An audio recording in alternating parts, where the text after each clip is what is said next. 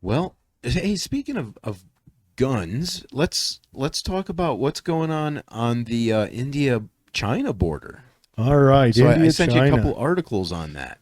Yeah, Did you read any of them? I have not had a chance. All right. Well, so recently, China has been looking for a way to provide military support to a very cold, barren, and desolate region of their borders.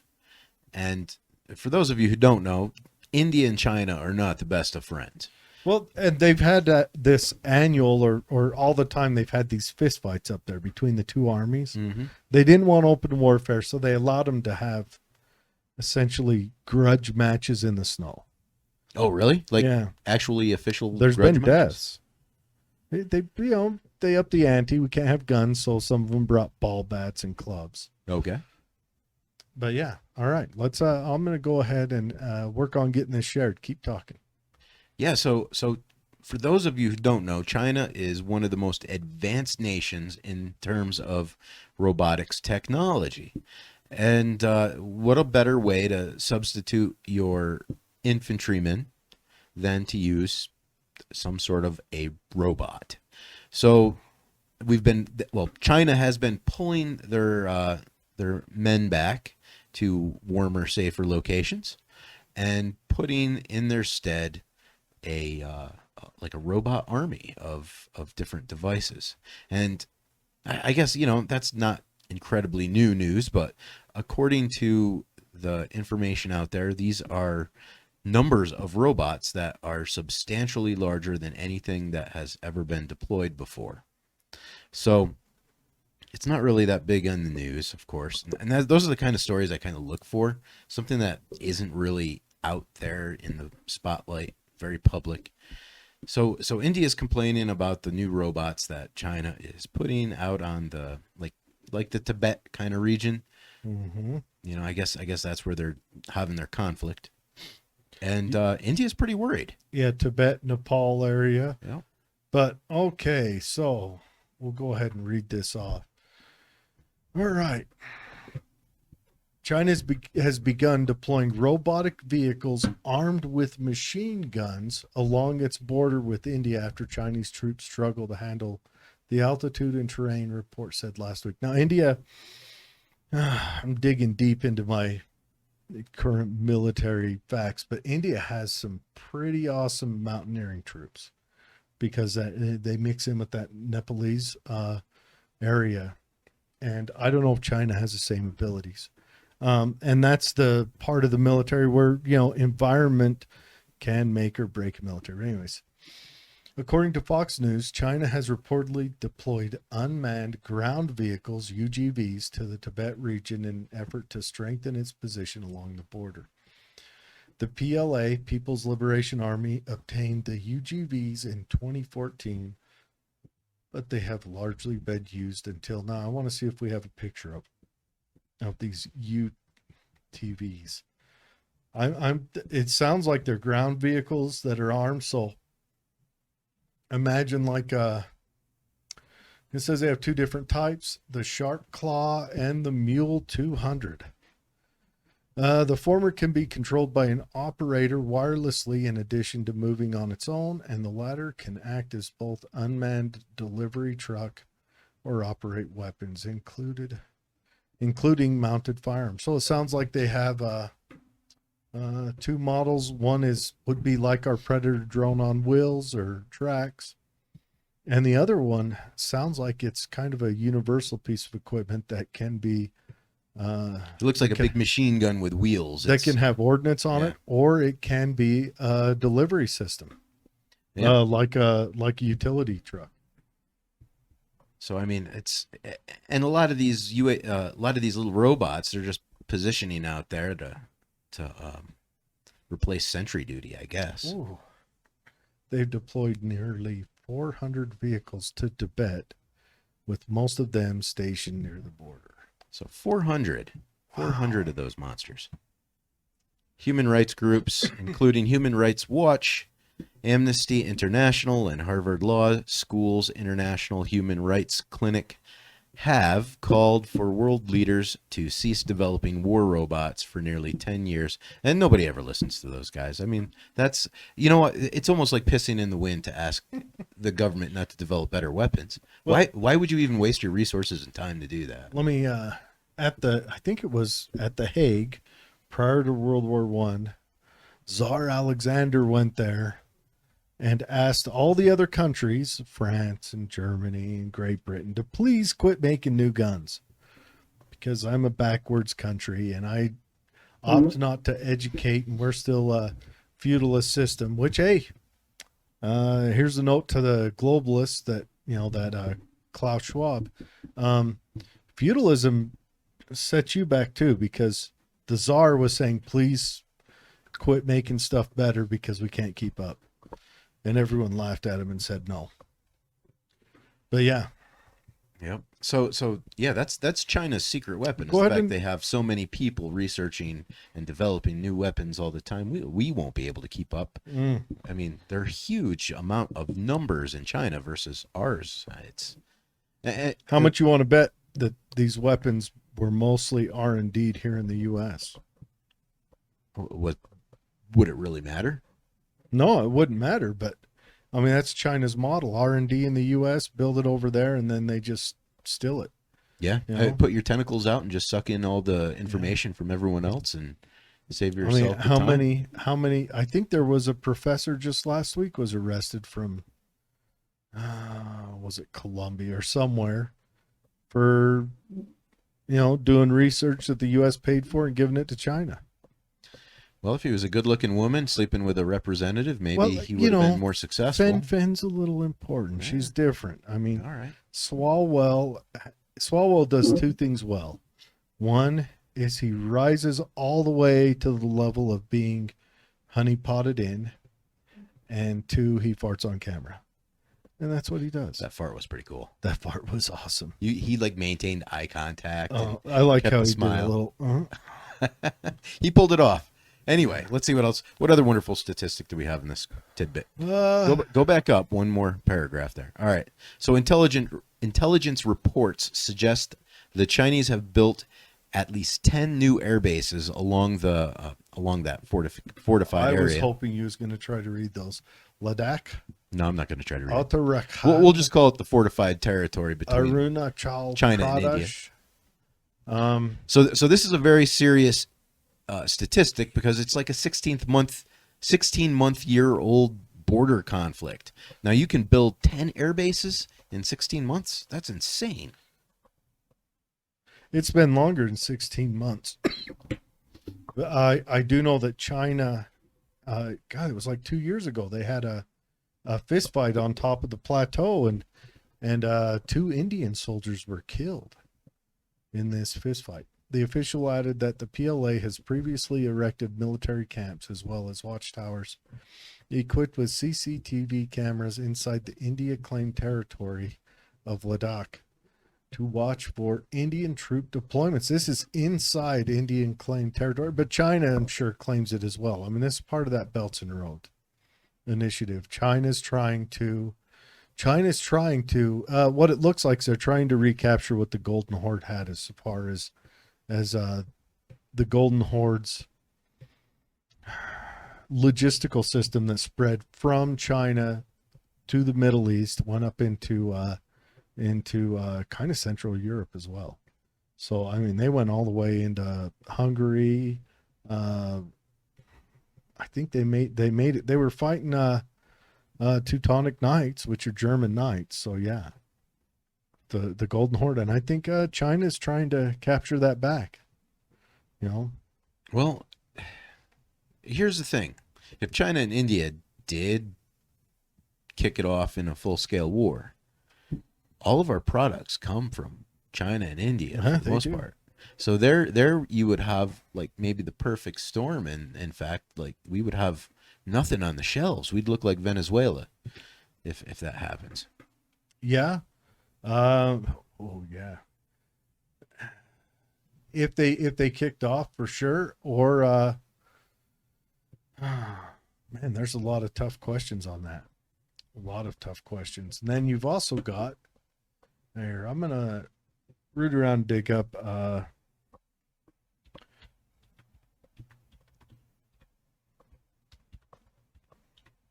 And China's economy's hitting a hiccup too.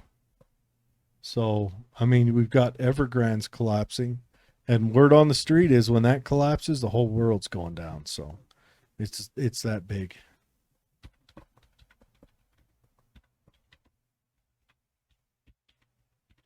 Indian soldiers killed by Chinese. Okay. Oh, yeah. This is in Ladakh. 20 Indian troops. 20 Indian troops killed in Ladakh fighting. This is June of 2020. At least 20 Indian soldiers were killed in a clash with Chinese forces in a disputed Himalayan border area, Indian officials say. The incident follows rising tensions and is the first deadly clash in the border area in the last 45 years. So this was just 2 years ago. So yeah, I thought it was 2, but it's 20. Wow.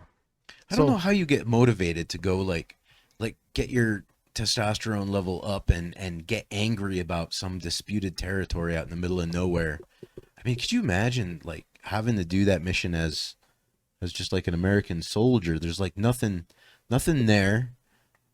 Well, and there's other people there at that moment, and you're supposed to get angry at them. And reminds me of Gitmo. Huh. Reminds me of Gitmo. Our Marines that stand watch at Gitmo, or South Korea. Our soldiers that watch on South Korea. South Korea is interesting. You know, those guys do patrols every day. They go out as light infantry patrols and march the mountains and kind of kick the fence line. Yeah, so I see the South Korean incident as being I'm protecting the homeland from an invasion. U.S. soldiers are doing that, or were. Well, I'm sure plenty of South Korean soldiers. Oh yeah, involved definitely in the South patrols. Koreans and U.S. Marines and South Korean Marines. They all do that, you know, just where. So I can see where the motivation is there. The sector where I was at. Well, why wouldn't India do that with China just right there?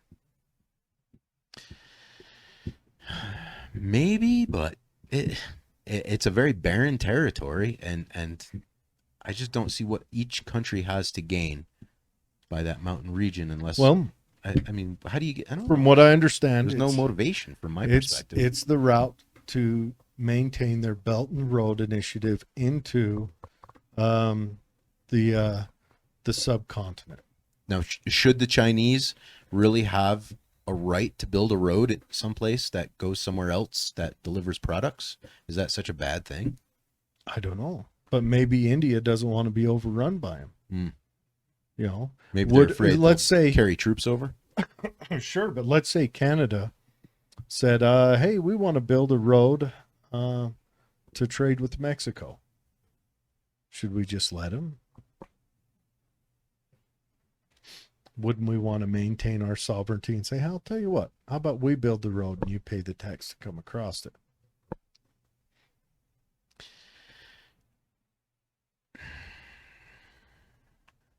Now, are you talking from my perspective as an individual, or?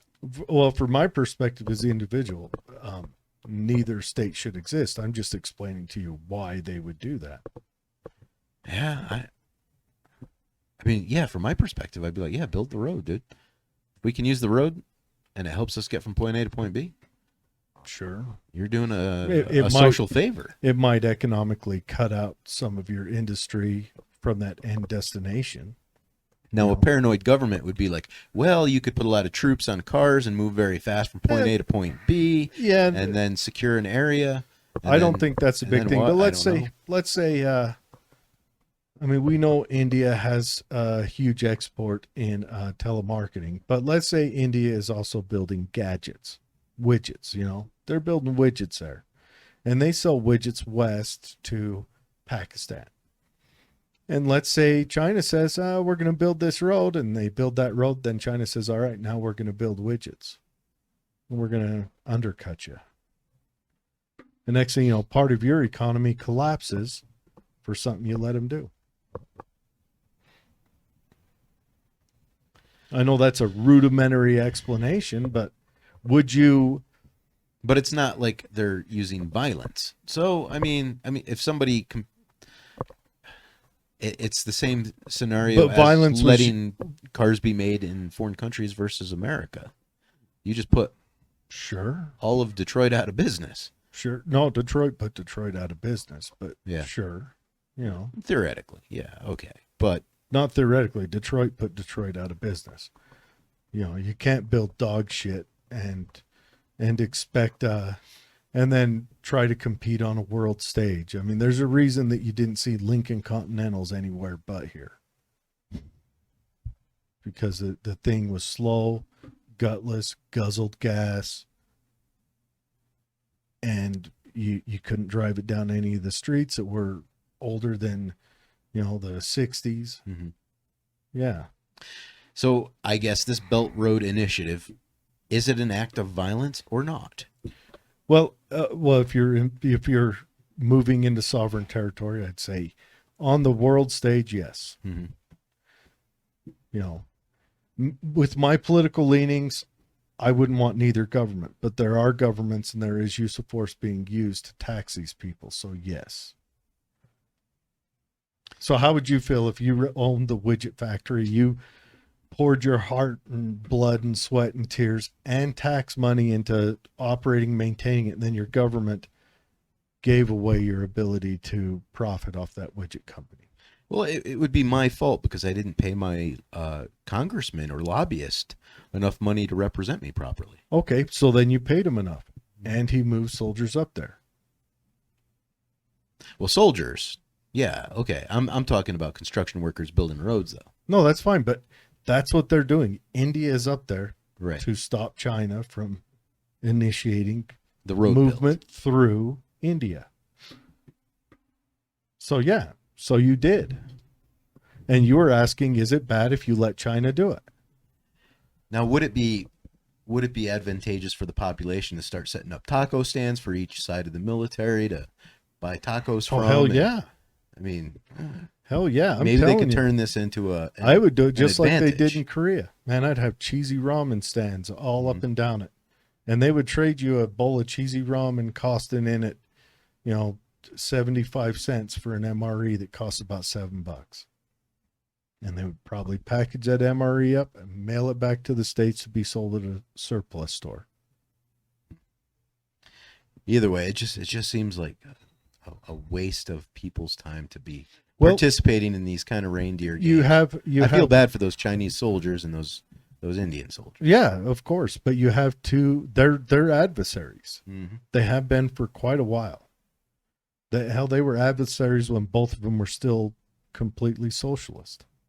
But now they got robots, so at least the Mhm. Chinese soldiers can go hang out at Hey, McDonald's. and I'm wait going to for tell you right something now, to happen. though, when that robot fails and they've got to call IT, they're talking to an Indian. Oh damn! How's that gonna work? It's just what's going to happen.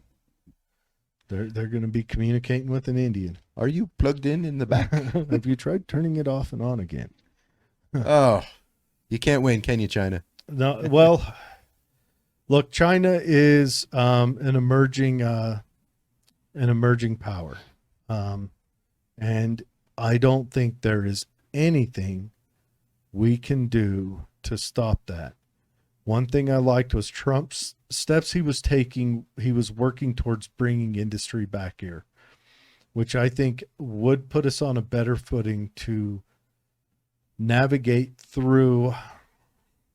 When I say the death of the empire, what I mean is as our foreign projection kind of folds in, the industry back here would help us to maneuver and kind of ride that wave. And so I do like that Trump was doing that. A lot of people mistook it for xenophobia or whatever else, but he was making laws that brought industry back. If the industry isn't back and we do that kind of collapse, we're going to have to start from a collapse. Right now, we're still in a strength position where we can initiate that industry and build it up without too many caloric pains. But if we do it from a collapsed position, we're going to go through a lot of what England went through in the 60s and 70s. England went through some really hard times. They had times where they called them black weeks or something like that, where they just shut the power down for a whole week. England had economic hits that were, well, one, their government went socialist, so they started restricting and doing all the stuff that socialist governments do and killing industry.